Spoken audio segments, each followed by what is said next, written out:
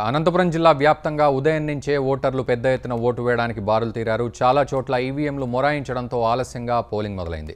దీంతో ఓటర్లు తీవ్ర అసహనం వ్యక్తం చేశారు. వేసవికాలం కావడంతో ఉదయమే ఓటేయాలని వచ్చిన ఓటర్లకు అధికారులు సరైన ఏర్పాట్లు చేయకపోవడంతో ఇబ్బందులు ఎదుర్కొంటున్నారు.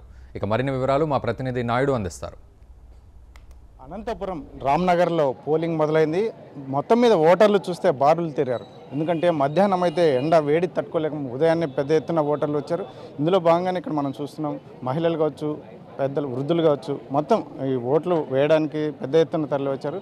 ఇదే అంశంపై మనతో మాట్లాడడానికి ఇక్కడ మహిళలు ఉన్నారు, కొంతమంది పెద్దలు ఉన్నారు. వారితో మాట్లాడారు. మేడం చెప్పండి మేడం, ఓటు వేయడానికి వచ్చారు పెద్ద ఎత్తున ఉదయాన్నే, ఎలా ఉంది మేడం? చాలా సంతోషం వేసిందండి. ప్రతి ఒక్కరూ వృద్ధుల దగ్గర నుంచి యువత దగ్గర నుంచి ఉదయమే అందరూ బారులు తీరారు. నిజంగా ఈ ఓటు అనే వజ్రాయుధాన్ని మనం సక్రమంగా ఉపయోగించుకొని మన దేశ భవిష్యత్తు, రాష్ట్ర భవిష్యత్తును దృష్టిలో ఉంచుకొని ప్రతి ఒక్కరూ విజ్ఞతతో బాగా ఆలోచించి ఓటు వేయాలని నేను కోరుకుంటున్నాను. అమ్మ మీరు చెప్పండి అమ్మా, ఓటు వేయడానికి వచ్చారు మొత్తం మీద, ఎందుకంటే ఉదయాన్నే వచ్చారు, ఎందుకంటే సాయంకాలం దాకా టైం ఉంది, ఉదయాన్నే వచ్చారు, ఏంటి మీరు? వేడికి తట్టుకోలేక పొద్దున్నే వచ్చినాం, చల్లగా ఉంటుందని చెప్పేసి ఓటేసి ఎవరెవరు వాళ్ళ ఇష్ట ప్రకారము వాళ్ళకి నచ్చిన వాళ్లకు రాష్ట్రం కానీ దేశం కానీ బాగుపడాలని ఒక మనసులో ఉంచుకొని రహస్యంగా ఓటేసి వెళ్ళిపో. ఇది ఇంకా ఇక్కడ చాలామంది కూడా ఉన్నారు. ఇక్కడ మొత్తం మీద చూస్తే బార్లు తీరు ఉంది మొత్తం, ఎందుకంటే ఎక్కడ ఇంత పొద్దున్నే ఇంత పెద్ద ఎత్తున తరలి రావడం అనేది ప్రత్యేకత ఇక్కడ. అందులోనూ ముఖ్యంగా రామ్నగర్లో చెప్పండి సార్, మొత్తం మీద ఇక్కడ పోలింగ్ శాతం, ఎందుకంటే ఓటర్లు పెద్ద ఎత్తున తరలి రావడం ఉదయాన్నే ఎలా చూడొచ్చు? ఓటు మన హక్కు, ఓటు మన బాధ్యత, ఓటే వజ్రాయుధం. భారత రాజ్యాంగం ప్రజలకు ఇచ్చిన ఒక అవకాశం. మంచి ప్రభుత్వాన్ని ఎన్నుకోవడం కోసం, మన పాలకులు ఎవరినో మనం నిర్ణయించడం కోసం ఓటర్లలో చైతన్యం పెరిగిందని చెప్పవచ్చు. ఎన్నికల కమిషన్ కానీ, ప్రభుత్వ యంత్రాంగం కానీ, అలాగే సామాజిక సంస్థలు కూడా ఓటు విలువను తెలియజేయడంతో ప్రజల్లో మరింత చైతన్యం కలిగి వివిధ ప్రాంతాల నుంచి కూడా ఇక్కడికి చేరుకుని ఇక్కడ పెద్ద ఎత్తున ఓటర్లు ఉదయమే రావడం అంటే ఓటు విలువని గుర్తించి చైతన్యమై అందరూ ఇక్కడికి రావడం జరిగింది. ఎండల తాకిడి కూడా ఎక్కువ ఉండడం వల్ల ఎండ వేడిని గుర్తించి కూడా ఉదయమే రావడం జరిగింది. ఈసారి మంచి ప్రభుత్వాన్ని ఎన్నుకునేందుకు కూడా మా ప్రాంత ఓటర్లు సిద్ధంగా ఉన్నారు.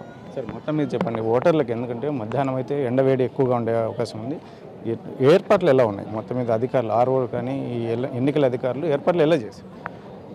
ఎన్నికల అధికారులు ప్రత్యేకించి ఇక్కడ ఎండ గుర్తించి షామియానాలు వేయడం కానీ, మంచినీళ్ళు ఏర్పాటు చేయడం కానీ, అలాగే ఇబ్బంది లేకుండా బూతులను ఏర్పాటు చేయడంలో కానీ కొంత మంచి చొరవ తీసుకున్నట్లుగానే అర్థమవుతోంది.